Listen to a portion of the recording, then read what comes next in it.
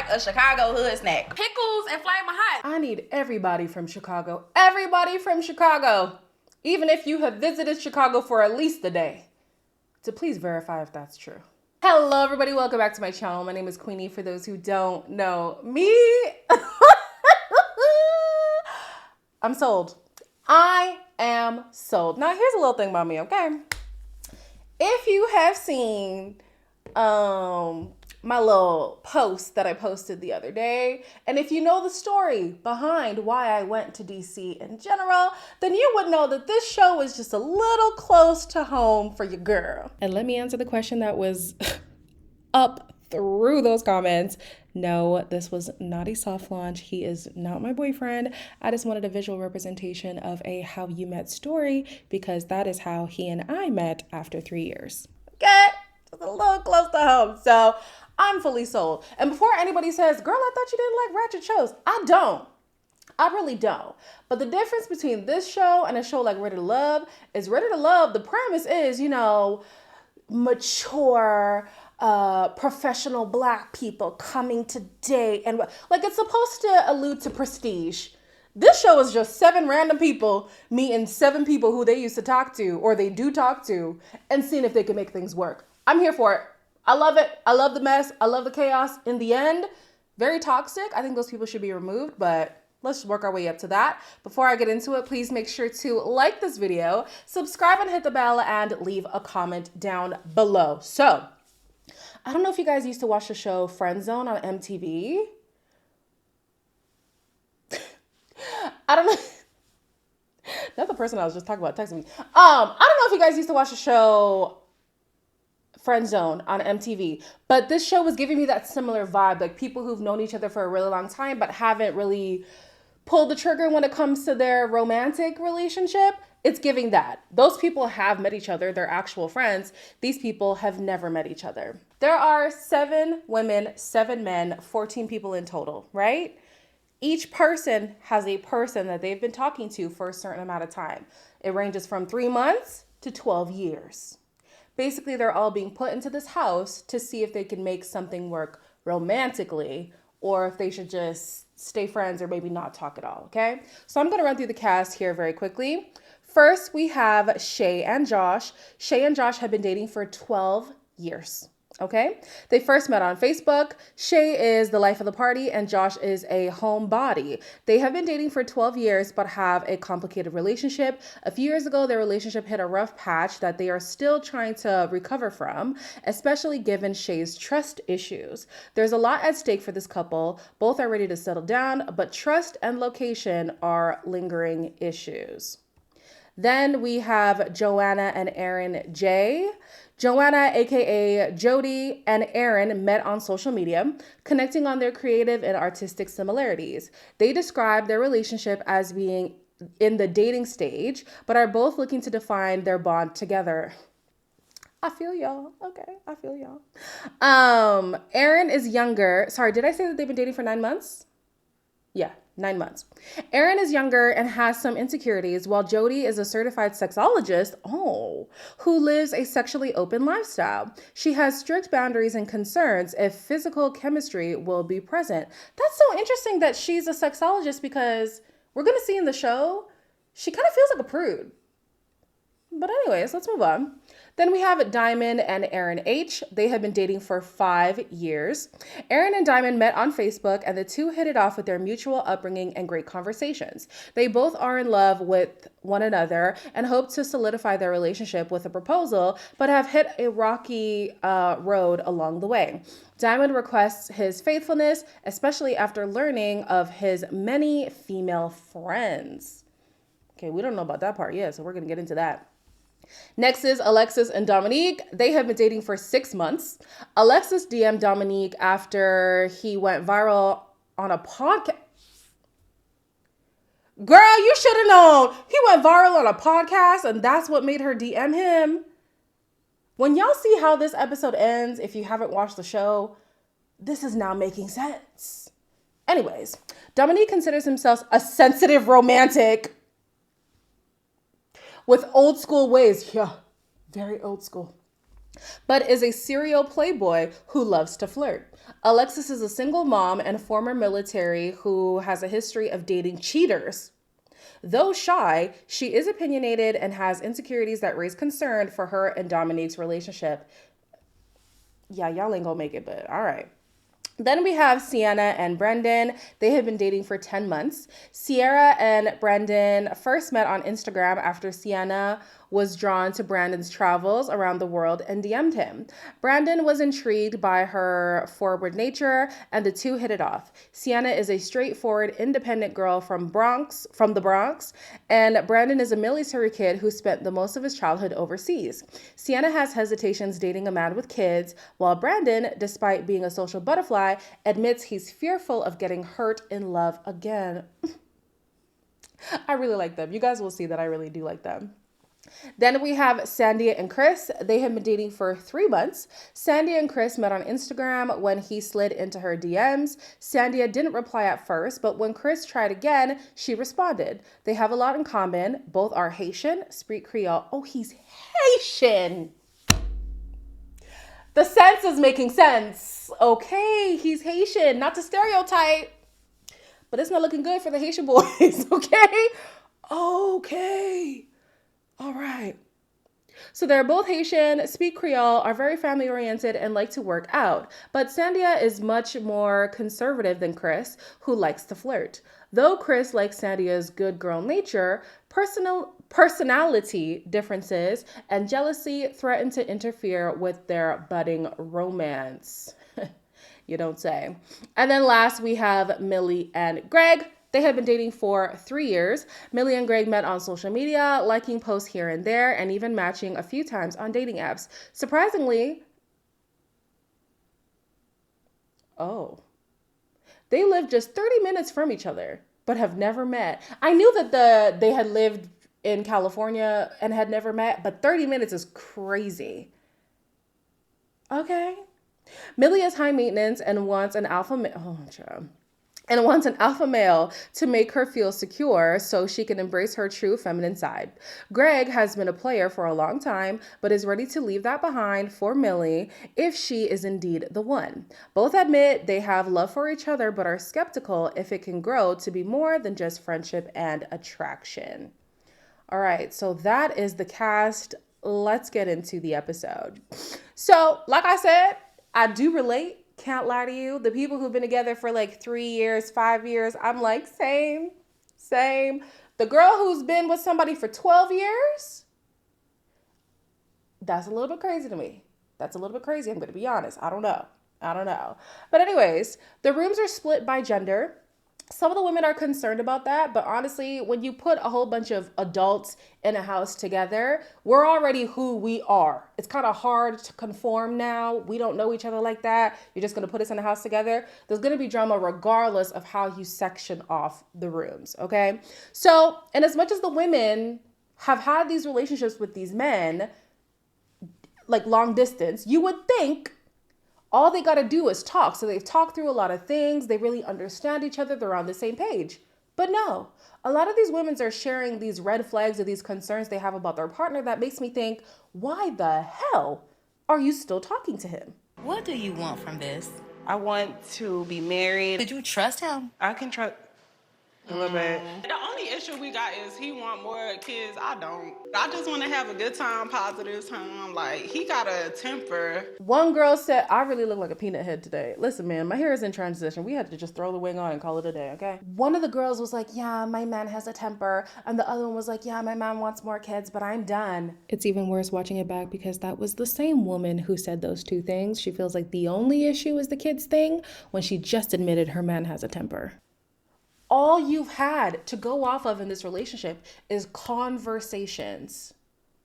You are admitting to having these concerns about your partners, but you're still going to be like, well, you never know. Let's just try it out. What?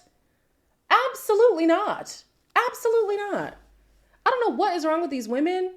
They have a lot of blind spots. What does that say about me? Ooh! Let's not focus on it for too long, y'all. So it's finally time for the women to meet the men that they've been speaking to by way of dates that the men have planned. Love that idea. First up is Sienna and Brendan. They're the ones who've been together for 10 months or been talking for 10 months, and they have a cooking date. How are you? Maybe this is what like winning the lottery feels like. I would like to grow to a romantic relationship. I'm just not sure how it's going to translate in person. They are the sweethearts for me so far. I think they are the sweethearts for me. Actually, no, I'll give them the sweetheart title. They have this high school crush thing going on. It's really cute. I do like that Brandon was such a gentleman because the age gap, I was a little bit concerned. I think they have 10 years between them. She is older. So I was like, is he going to be too immature for her? Not to say that he is immature, but he's going to be too immature for her. But she liked the way that he handled the date. He was very respectful. He didn't try to, pull the moves on her or anything. It was just cute. It was really cute, and I really liked it. The next date was between Dominique and Alexis. They are the ones who've been together for 6 months. He planned a yoga date, and the attraction, it was more prevalent on her side than it was on his side. My first impression, like, damn, like, he fine as hell. She was very much attractive, but it wasn't hitting for me. It wasn't proportioned how I thought it would be. You working on your arch right now. Let me assist you. I was thinking negative at first. I'm like, I'm not attracted to it like I thought I would be. Unbeknownst to Dominique, Alexis is already planning their sexcapades, okay? Miss Girl, you might want to read the room a little bit better because the only way your back's gonna break is if you trip. I don't think this man has plans on breaking your back like that. They did have a kiss later on, which kind of confused me. He did say attraction can grow for him. I just don't know if I fully buy it. I think he's going to be one of those guys who gives the girl who he typically wouldn't date a try. And then when something goes awry, even if it's the smallest thing, he's going to say, and this is why I didn't want to give you a chance anyway. I'm not even attracted to you like that. He's giving that energy. So I'm a little bit concerned about them. They both share that they have trust issues.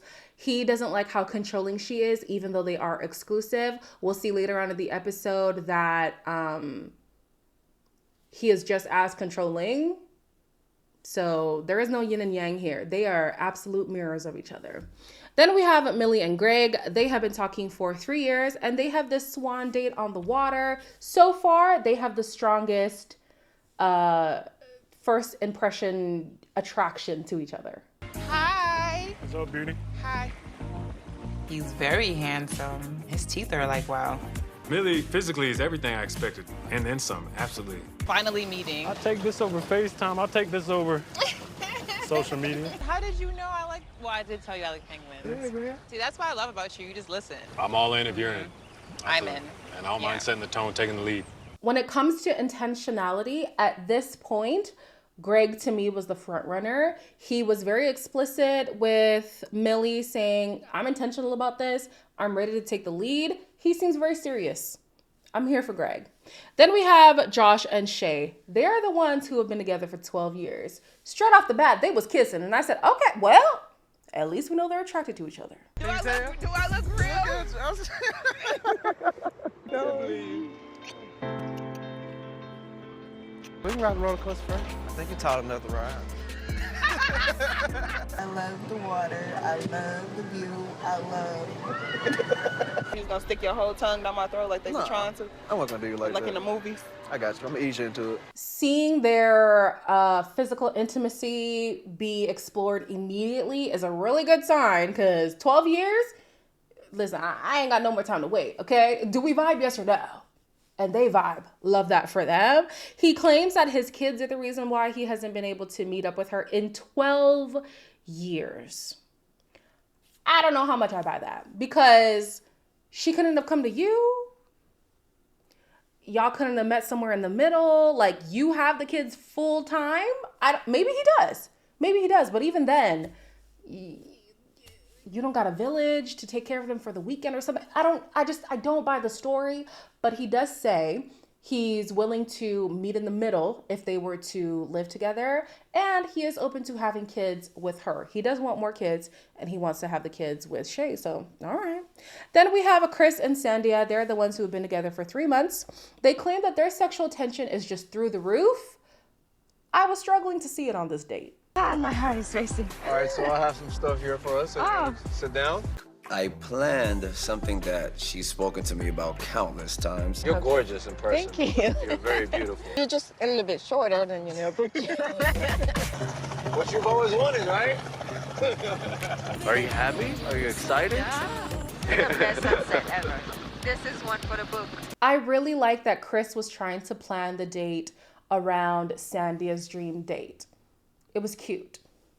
We learned more about Chris, and now it's definitely feeding into that Haitian stereotype. I'm so sorry, but it is, okay? The big gestures of love and all that stuff, but then when push comes to shove, not being very serious. Listen, Zim men are like that too.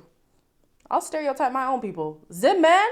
Oh, you will think you are ready to get married within 3 weeks of knowing this man.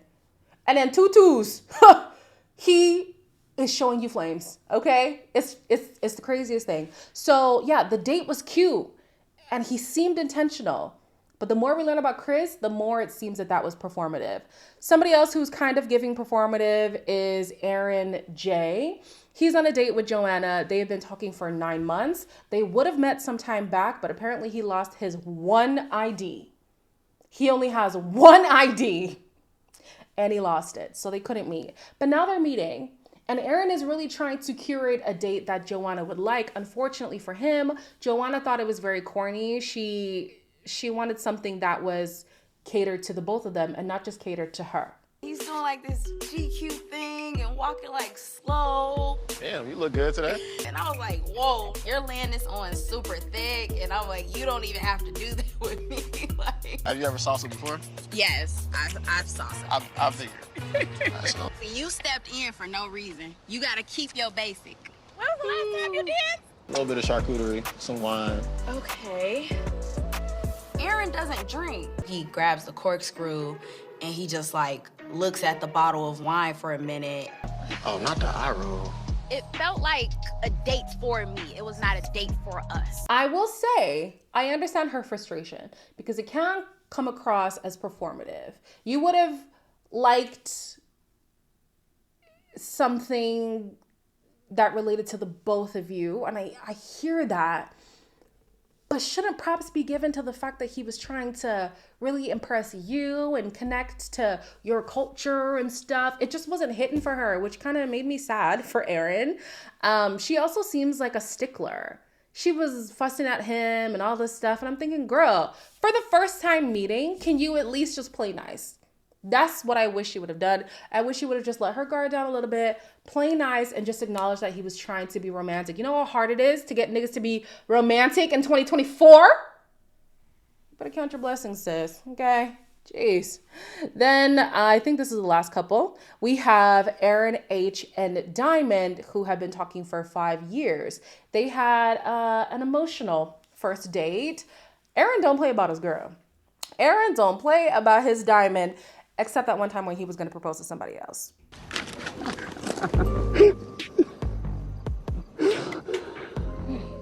Diamond was thick. I knew I was good to go. He does go. You're it. You're all I've ever wanted. So, Here we go.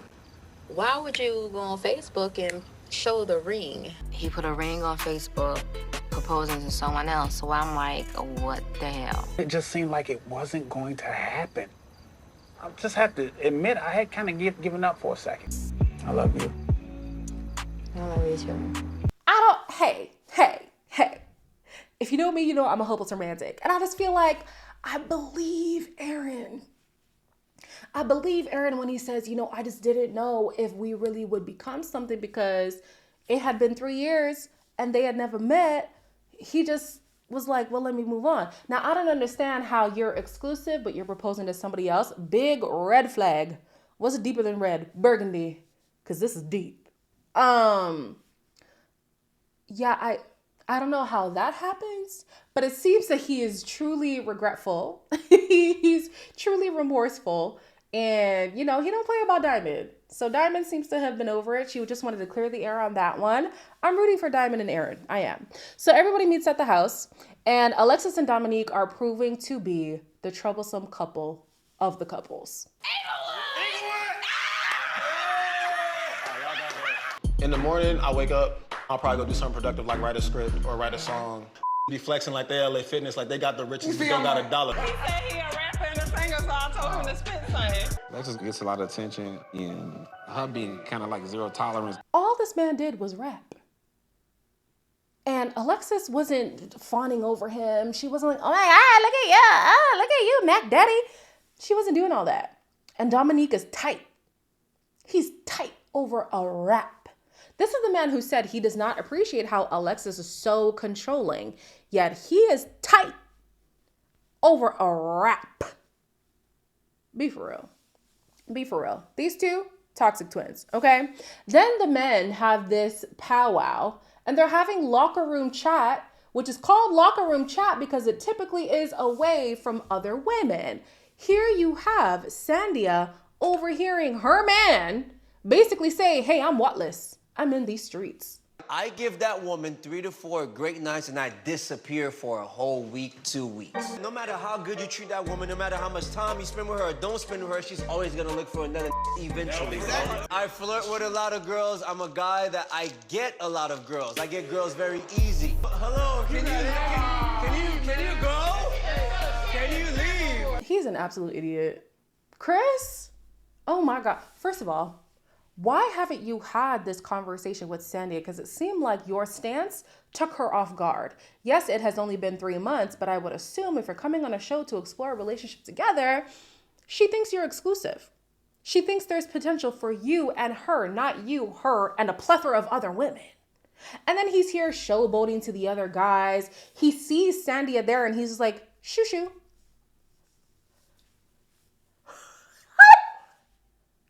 And you're gonna do this on camera? The least you could have done is have this off camera. I would have wished he was talking to some guy off camera and then somebody was relaying it to Sandia. But to do it on camera, in earshot of her, and then acknowledge her and say, no, you need to leave, is crazy. But what's even crazier is here we have Alexis and Dominique. If I was production, I would have removed them from the show. I don't know why they're still here after this. Maybe they're not here because I didn't see them in the preview, but also my TV cut off and I didn't get to see the whole preview anyways. So Alexis was clowning another guy for wearing hoochie daddy shorts, okay? Dominique thought that that was flirting. And because she was so blatant about it, he felt disrespected and he made his feelings known. This morning you had the hoochie daddy shorts on. Now you got the hoochie daddy shorts on again. Alexis was digging Greg in his hoochie shorts. A little bit much for me. You over here flirting with guys right in front of my face. I found that disrespectful. You walk past, I said that ass looking good. What you gonna say? That's fine. Okay, yeah, I give y'all that. Have I ever disrespected you? Have I ever disrespected you? Yes, you did. When? Oh, you pushing me. You pushing me. Stop playing with me, bro. Stop playing with me, bro.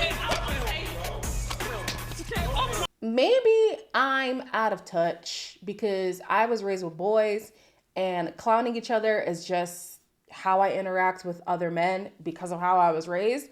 So I was looking at the interaction like this is absolutely something I would do whether I had a man or not because the hoochie daddy shorts are making me laugh. She wasn't touching up on him. She wasn't saying, oh, hey, daddy in them hoochie shorts. Like she wasn't doing all that. So the fact that Dominique was having such a cow about it was crazy to me. And then he shoved her. And I want to draw your memory back to the beginning when Alexis said, my man has a temper. And she was joking about that as if it was something lighthearted. Girl, you knew he had a temper just from speaking to him. Now here you are in his presence and he is putting hands on you. And then she's going to push him back. I said, oh, Lord, where is production? I didn't see any producer run in. It took the other people in the show a little bit too long to react for me. I didn't like it.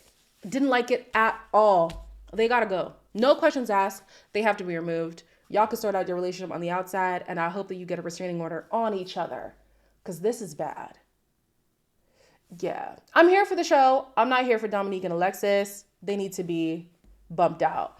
But I'm going to stay tuned for right now. The show was holding me. The show was holding me. The show was holding me. So, as always, like, comment, share, and subscribe, and I'll see you in the next one.